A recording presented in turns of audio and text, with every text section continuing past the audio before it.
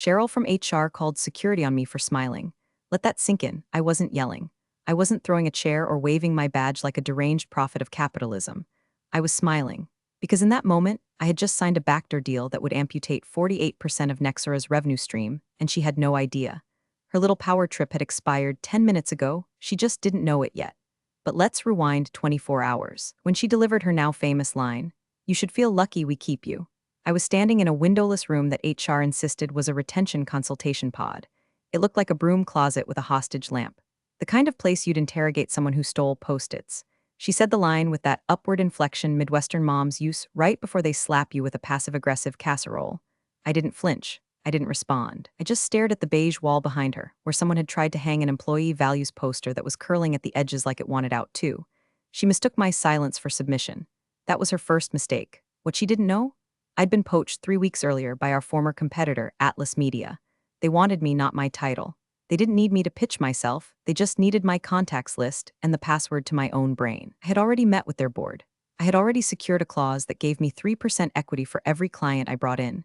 And I had already prepared a personal statement, tailored for each of the 11 clients who had worked with me, not Nexora. The paperwork was signed at 8:04 a.m. Cheryl called me in at 8:26. That meeting, her little sadist monologue about loyalty and synergy alignment, lasted 11 minutes. I spent every one of those minutes mentally plotting out which client I'd flip first. Edge bio, definitely. The CEO had been hinting for months that he was tired of Nexora's strategic ambiguity, which is corporate speak for we haven't delivered jack since Q1. He liked clarity. He liked control. And he loved me because I never sold him bullshit. When he texted last week asking if we were still cool to meet off-platform, I knew he'd smelled the decay in Nexora's walls too. So that night we met. Not in an office, not on Zoom, but a candlelit wine bar downtown where NDAs were whispered over Zinfandel and quarterly bonuses were wagered like poker chips. I laid out my vision. Atlas Media wasn't just buying me, they were buying the future. Predictable deliverables, real-time metrics, no more bloated billing cycles, no more waiting 3 weeks for deck with recycled clip art and a tentative next step slide. He didn't even blink. He signed, one down. By 10 a.m. the next morning, I'd secured 2 more. One of them was so furious about Nexora's automated renewal charges, he offered to pay extra just to make the switch hurt. And here's the fun part, I hadn't quit yet. I was still technically on payroll, still showing up to Slack calls, still attending all-hands meetings, where I watched Cheryl and the exec team fumble through their employee culture roadmap while I covertly moved clients like chess pieces off their board.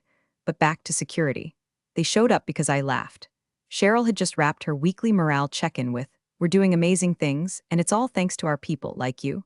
I let out one small, involuntary chuckle, and suddenly she was on the phone whispering that I seemed emotionally unstable. I didn't fight it. I walked out with a smile so calm it scared them more than if I'd screamed, because they couldn't see the iceberg, but they were already on the Titanic. The quarterly reports were coming, and this time, I was the red line. The security guard, his name tag said Jim, looked more uncomfortable than I did. He kept his eyes glued to the floor as he followed me through the glass hallway like a guilt-ridden mall cop escorting someone who'd stolen a granola bar. "You're not in trouble," he muttered. "They just asked me to, you know." "Oh, I know," I said. "This is just a vibe check. Cheryl likes drama. Keeps her from noticing her marriage is dead." Jim gave me a tight-lipped smile like he was swallowing laughter he wasn't allowed to have. I liked Jim. Once helped me carry 6 boxes of printed pitch decks when Cheryl told me the interns were too busy reorganizing the team-building closet. We passed my desk, still pristine, still productive-looking, and I grabbed my bag, careful not to disturb the potted fern that had more life in it than our last 3 campaigns combined. Jim walked me out the side entrance, not the lobby. Cheryl didn't want witnesses. That, more than anything, told me how scared they were. Good. Fear meant chaos. And chaos, for someone like me, was a harvest. Now I had no reason to hold back. By lunchtime, the 6th client had confirmed. A mid-tier e-commerce brand that sold organic pet shampoos, run by a founder who thought quarterly revenue projections were a manifestation exercise. She didn't care about business lingo. She cared that I remembered her dog's name was Pickle and that I'd fixed her onboarding pipeline when Nexora kept sending her invoices in pesos. She followed me, not the brand. I was building momentum like an avalanche, quiet, controlled, and just loud enough to echo. But the real rupture came at 3:47 p.m. That's when Nora texted. "Nora Park, I just got a call from Cheryl. She asked if I'd noticed anything off about you lately. You've been distant. What's happening?" Nora was my only friend left inside. We came in together 7 years ago as interns, survived 5 rounds of layoffs, and once built a full Q4 campaign using nothing but Canva and passive-aggressive prayers. She was smart, honest, and already being groomed by Cheryl to lead soft. I debated ignoring the message. Instead, I typed me. I'm not distant, I'm strategic, and you should be too. 5 minutes later, she responded, Nora, you're leaving. Me, no, I'm upgrading. She didn't reply, not immediately, but she'd read it, and I knew that seed would grow. Cheryl thought I was the only infection. She didn't realize I'd already laced the water supply. That night, I updated the Atlas roster. 8 clients signed, 2 pending, 1 hesitant. That one, Blue North Capital, our largest, the Golden Goose. The reason Nexora still had funding at all. They'd been cagey, sure. Their CMO was old school and borderline paranoid. But 2 weeks ago, he'd asked for a second pair of eyes on his Q2 projections. I did the work for free, polished it like a diamond, and he'd emailed back, if you ever decide to jump ship, let me know which lifeboat you're in. Now was the time. I drafted the email, saved it, didn't send it yet, because this next one would be surgical. One wrong word and it'd spook them. One right one. Nexora would hemorrhage 7 figures, but before I could send it, I got a calendar invite. Subject, urgent performance concerns time, 8:30 a.m. tomorrow attendees. Cheryl HR, Brandon legal, me no description. Just vibes, so they were onto me. Perfect. Let the fun begin. I showed up early. That's the thing about corporate ambushes, they expect you to be rattled, scrambling in 10 minutes late with dry mouth and apology eyes. Instead, I was already seated when Cheryl and Brandon walked in, clutching their MacBooks like Bibles at an exorcism. I had a black coffee in one hand and a leather folio in the other. Inside, client migration logs, contract termination clauses, and my favorite, screenshots. Lots of screenshots. Cheryl opened with a smile so artificial it should have come with a barcode.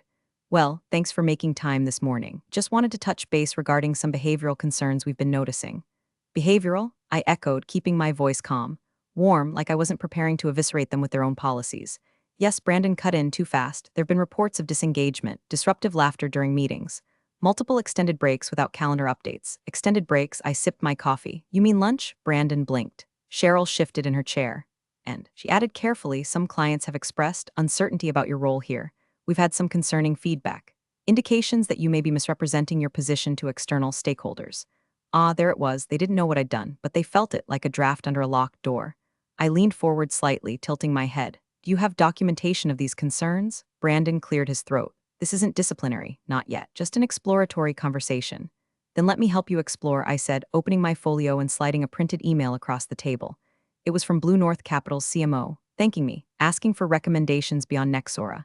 Cheryl's face cracked a little at the edges. This is privileged, she stammered. You're not authorized to be appreciated, I asked. To be offered options? You know what's funny? That man still thinks I work here. Brandon's fingers twitched toward his trackpad. Probably checking Slack, panicking. Wondering who else I'd talk to. The answer? All of them, I stood. This was fun, I said. But I have a call in 7 minutes with someone who still knows how to say thank you without sounding like a threat. You're walking out on an active investigation, Brandon warned. No, I'm walking into a meeting with your former largest client. I didn't wait for their response. Outside, my phone buzzed. Text from Nora. Nora, they're spiraling. Just told Sarah from finance to pull all your email activity from the last 6 months. Also, Blue North's calendar shows a meeting with you at 9. Me, 9:03. I'm letting them sweat for 3.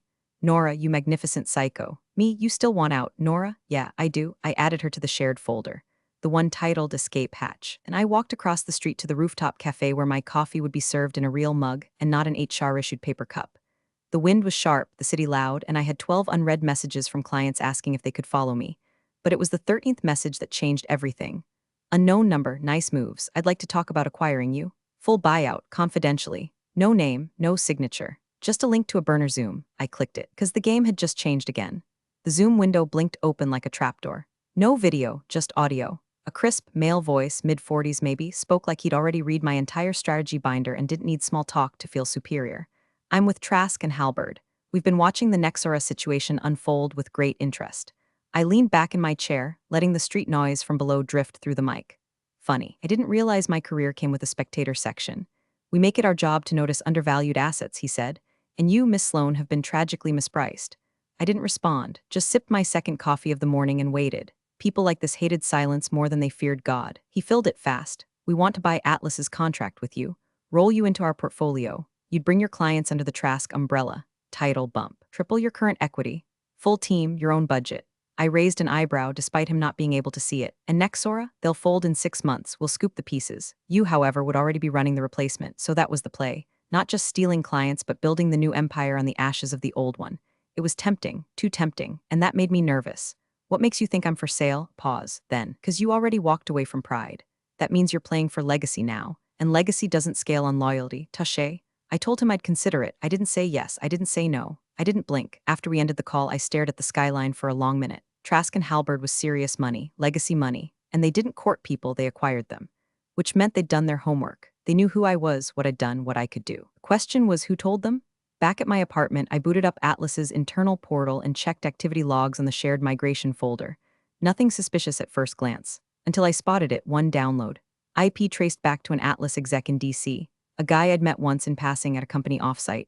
Jason Halberd's cousin, so that's how the whisper trail started. I had three choices: stick with Atlas, finish the play, take the short win, sell to Trask and Halberd, take the leap, bet big, go solo. That last one had always been the fantasy. My own firm, my rules. A consultancy built not on buzzwords but results, but that required infrastructure and trust, which is when I remembered Nora. I called her. Are you still at your desk? I asked. She snorted. Physically, yes. Spiritually, I've already thrown a Molotov through the mainframe.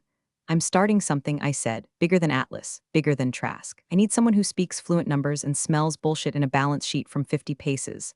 There was a pause. You're serious, she said. I'm not joking.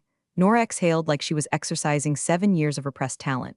Tell me what to burn first. I grinned. You're hired. We met that night in a parking garage. Level 3. I handed her a burner laptop and a bottle of overpriced tequila. She handed me the internal HR forecast for Q3 and a USB drive labeled Cheryl's Sins. Turns out, Nexura's HR department had a lot of secrets, and we were about to make them public, one client at a time. The first file on the USB was titled, Confidential Comp Previews Final Use This One XLSX, Classic Cheryl, naming convention of a drunk squirrel. But what was inside? Worse than I imagined. Unequal pay across gender lines. Senior women with higher KPIs earning less than junior men. Bonuses were routed to strategic partnerships that traced back to Cheryl's college roommate's consulting firm, which, surprise, didn't exist on LinkedIn, Google, or any IRS record I could find. And then there was the severance list. They'd flagged Nora for Q4 elimination. Quietly, with HR code budget streamline. Her name sat just above 3 other women from client ops, all of whom had glowing reviews. This wasn't budget, it was purge. Oh my God, Nora muttered, scrolling beside me. They were gonna kill me off like a side character in a budget PowerPoint. I looked at her. Still want out? She didn't answer. She just clicked the file named Vacation Approval Backlog, found Cheryl's unused 2-week block in Aruba, and said, How fast can you get me a company card? By midnight, the plan was alive. We weren't just jumping ship, we were flooding the deck on our way out. I sent an anonymous tip to Trask's internal ethics line, just a teaser, a pixelated spreadsheet cell showing the fraudulent vendor trail. I knew they'd sniff it out. And when they did, it would validate everything I hadn't said in that Zoom. By morning, Nora had built the shell of our new firm, Northfire Strategies, name inspired by an inside joke from our intern days when we'd drink gas station wine and dream up brands we'd start after Cheryl finally cracked. Domain bought, landing page live. Placeholder text reading, what comes after legacy, precision. We made a list of clients to flip, ones we hadn't touched yet. The quiet ones.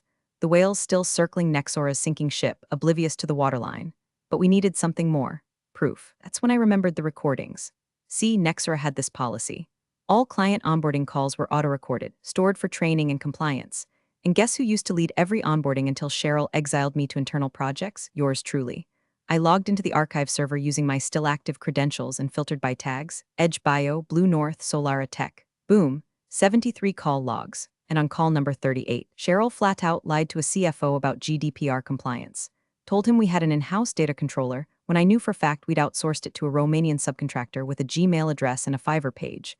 I clipped the audio, isolated the line, attached the contract she violated, drafted a short email with no signature.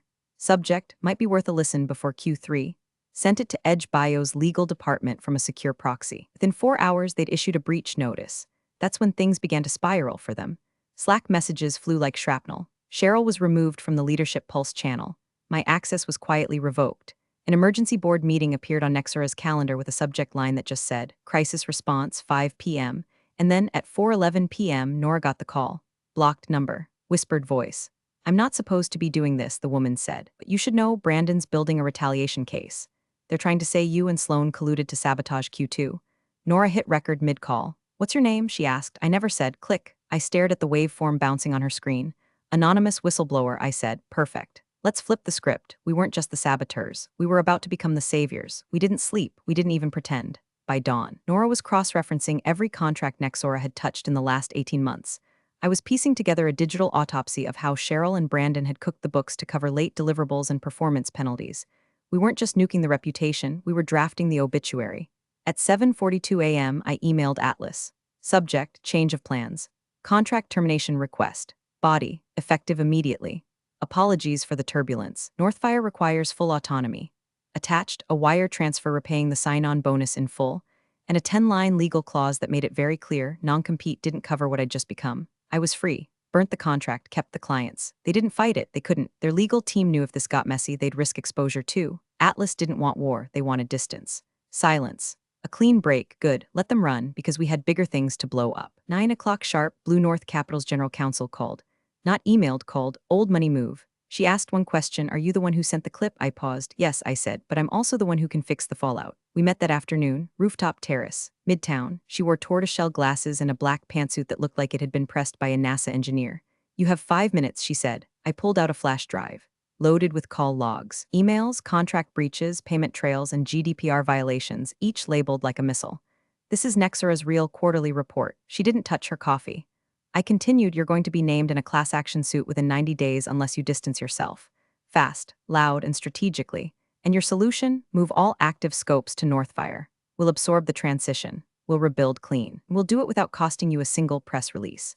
She leaned back and studied me like a riddle. You're not pitching, you're negotiating. No, I said, I'm warning. She reached into her coat, pulled out a business card, and slid it across the table. You start Friday, and I want daily updates. As I stood, my phone buzzed. Nora, check your inbox. Now. I ran downstairs, stole a table outside a bagel shop, and opened the file. It was a leaked audio clip from Nexara's emergency board meeting. Brandon had left his mic hot during a rant. In it, he said the words, if we can frame Sloan for data theft, maybe we can stall long enough to buy back trust. Or at least pin the breach on her long enough to survive Q3. My name on tape, conspiracy, fraud, retaliation, and Cheryl, she didn't interrupt, she laughed. We had them, dead to rights. Nora and I stared at the waveform. Do we leak it? She asked. No. I said, a grin tugging at my cheek. We gift it. To who? I tilted my head. The same people they fear most. Clients? No. I tapped the screen, pulled up LinkedIn. The press. We sent the clip anonymously to Tech Ledger Weekly with one line of text. This is how Nexara handles Q3. By morning, it was front page. Exclusive, Nexara execs caught plotting retaliation against whistleblower-turned-competitor Cheryl's Laugh was now public property. Brandon's plan dissected line by industry analysts who hadn't touched Nexara's name in a year, now dragging it through digital hell like a broken carcass in a lion's den. Clients panicked. Investors bailed, their Slack leaked. An internal memo surfaced begging employees to trust leadership while we course-correct. Course-correct? They were trying to steer a tombstone. Nora and I sat in my apartment watching the collapse live. She brought donuts. I brought champagne. Cheered every time another VP's LinkedIn status quietly changed to open to work. But the final domino fell at 2:16 p.m. Blue North issued a formal statement. Effective immediately, all Nexara contracts are suspended. We are transitioning all projects to a new consultancy, Northfire Strategies.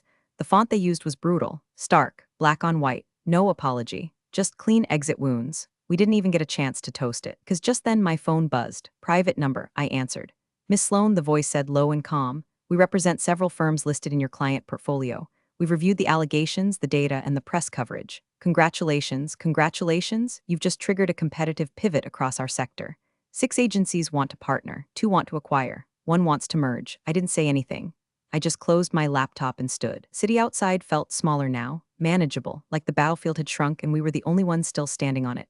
The voice continued. We'd like to invite you to a private summit next week, 20 seats. 1 founder's chair is still open. You offering me a throne, I'm offering you infrastructure. Scaled. I didn't say yes, not yet, not while I could still smell Nexara's ashes. When I hung up, Nora was staring at me.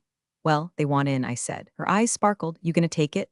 Maybe, I said, sipping the last of my coffee. But first what? I pulled up an old contact list, my first boss, the one who told me I'd never be more than support staff, the one who gave Cheryl her first promotion. I typed out a message. You still in corporate consulting? Great. Thought you might want to update your forecasts. Northfire's hiring. But this time, I'm the one choosing who gets kept. Then I hit send. Waited, let them sweat now. Let them all sweat. The inbox was silent for 11 hours. Then at 3:03 a.m., the reply landed. Didn't expect to hear from you again. Impressive play. I suppose I underestimated you. I read it twice. The same man who once scolded me for talking too much in meetings now acknowledged the empire I'd built from the rubble of their disrespect. He didn't offer congratulations. He didn't ask for job. Just that one line, I underestimated you. Good, let that haunt him. By Monday, Nexara's site was offline, their support bot replaced with a 404. Cheryl's LinkedIn had mysteriously gone private and Brandon's profile said he was taking time to reflect. Translation, lawyered up, spiraling, or both. Word on the street was their board had triggered a full audit. No spin. No scapegoats left to hide behind. Meanwhile, Nora and I sat in our new office. Glass walls, exposed brick. One potted cactus she named Middle Finger. We were onboarding our 12th client and had a waitlist forming that read like a Fortune 500 contact sheet. I walked into our tiny break room, still smelled like paint and ambition, and poured 2 glasses of bourbon. You realize what we did, right? I said. Nora took the glass. Vaporized a tech dinosaur? No, I said. We rewrote the survival guide. Because for years, I played by the rules, smiled during layoffs, took feedback from men who couldn't explain the tools I built. I sat through HR seminars that told me to lean in while being sidelined, silenced, then sanitized. And when I finally stood up, they laughed. They underestimated, until the reports dropped, until the clients walked, until the conference room turned crimson. Now Cheryl sells career reset webinars to laid-off marketing execs. Brandon consults for startups too small to Google his name. And me? I walk into boardrooms where no one dares ask me to smile. They just listen and write checks. Northfire isn't just a consultancy. It's a warning to every company that ever told a woman she was lucky to be kept. You're not keeping us anymore. We're coming for what's ours. Big thanks for watching, you sneaky seniors. Subscribe to keep the coffee pot brewing revenge. Your ex-colleagues won't know what hit him.